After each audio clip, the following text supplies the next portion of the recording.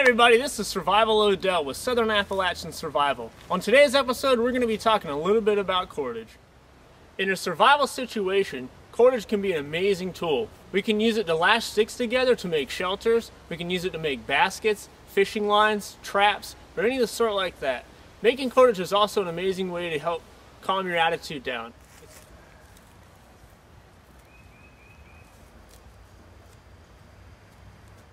Now that we've talked about why it's important for us to have cordage, let's discuss how we can find the fibers to make it and how to make it.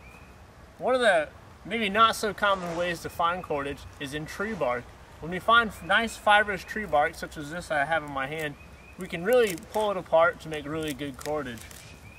The simplest way to first extract the cordage is to peel the bark off in long strands. The fiber doesn't come from the outside material, it comes from the inside of the bark.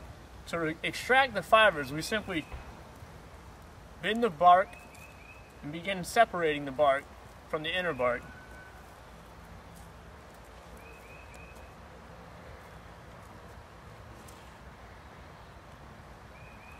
This usually works a little bit better if you have the opportunity to wet your cordage a little bit. Makes it easier to peel the bark.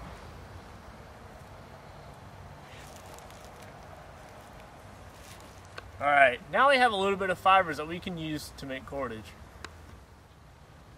Before we begin making cordage, one thing we want to be sure is that we have enough cordage to make the desired amount that we want. We don't want to have to keep getting up or stopping to make cordage. It's good to have the amount that you need so you can sit there and finish what you start. One thing, now that we have all of our cordage together, is to be sure that all the pieces are roughly the same length and the same size. This helps to keep consistency throughout the cordage, as well as help prevent weak spots in the cordage. So now let's discuss why or how to make cordage. The first thing we're going to do is one piece is only going to make half the length of the original piece. First thing we're going to do is we're going to kind of weaken the fibers up. We want them to be as fibrous as we can make them.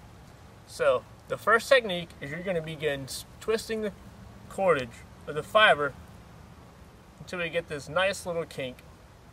This kink right here is the beginning of the top of our cordage. Now the method for doing this is very simple and it's very easy.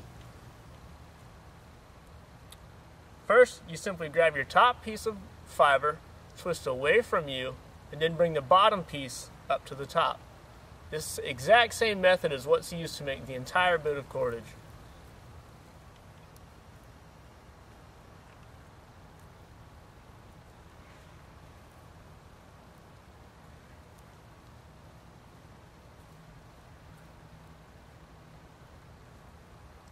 And you can see that we've already got a decent little piece of cordage right here. As we begin to come to the end of our piece of primary cordage, we're going to need to add more fiber to make it longer. Now, we want to be sure that we leave enough of a tail so that it has enough room to grab onto the rest of the cordage. As we begin to add our new piece, we want to be sure that we taper the end of it off that we're going to be adding into the main fiber. The purpose for this is to be sure that it does not create a bulkier section within this piece of cordage and in turn creating a weaker spot. So to do this, it's very simple. We simply just find our piece that's shorter and overlap.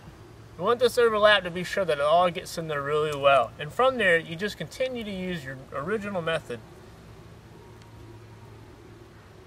We're going to add our other piece here.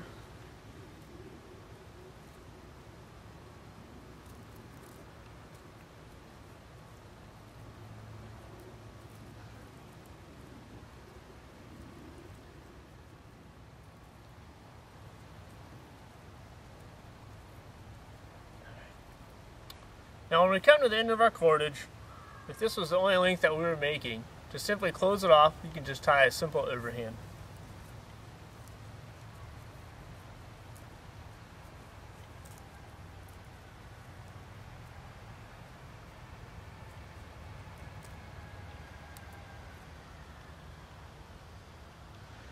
And that's how you make cordage.